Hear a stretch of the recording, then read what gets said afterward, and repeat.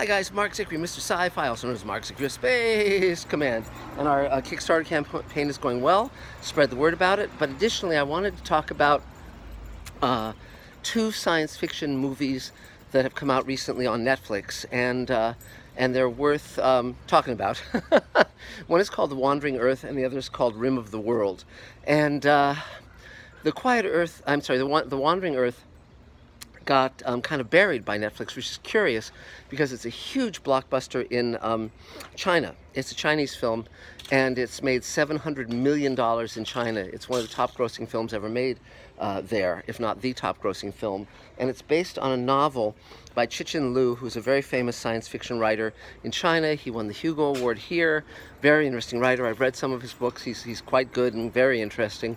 And The Wandering Earth has a very odd premise, interesting premise. The idea is that the sun is going to destroy the earth, and so they build thousands of engines on Earth to propel it to another solar system. And during the hundreds of years, thousands, I think it's 1,500, 1,200, something like that, that's going to take there. The surface of the Earth, of course, is frozen, and everyone has to live underground.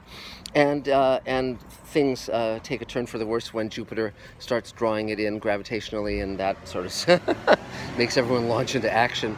And although it has its flaws, it's really science fiction on a grand scale. The visuals are amazing. It's just a lot of fun to watch. It's not structured like an American film, and the relationships are not like an American film, but it's really well worth checking out. Really a fun movie, and the bigger the screen you can watch it on, the better, because it really is an epic film with great visual effects and great production design, and the actors are engaging, and it's fun. So I recommend it. And the other film is The Rim of the World, and you can exactly see what the pitch is. It's Stranger Things meets Independence Day. So it's basically these kids are thrown together at a camp, and then aliens attack Earth. I've watched about the first half hour or a little more, and it's sort of like if you did Stranger Things but you weren't as good at doing it as the people who do Stranger Things are. Now, I liked the first season of Stranger Things better than the second. I thought the first was an homage that had something original in it. The second felt like an homage that was just going over old territory. We'll see what the third season does.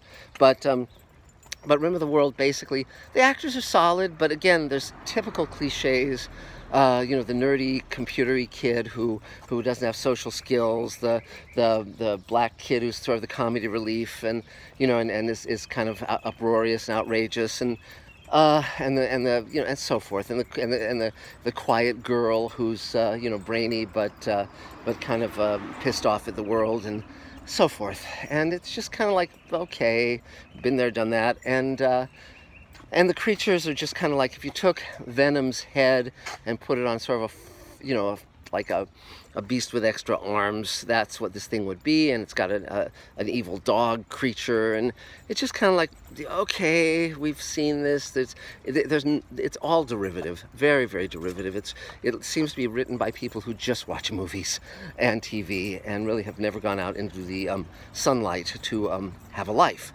So, but that said, you might find it entertaining. I'm going to probably watch more of it or the rest of it. But again, you know exactly where it's going, and they've been entrusted to take a key to JPL to defeat the aliens. So, okay. But again, the trick always with science fiction is that there's a great opportunity to do something fresh, to do something new, to build upon our history and what's gone before, but to create something unique and new and commenting on the real world and life as we know it.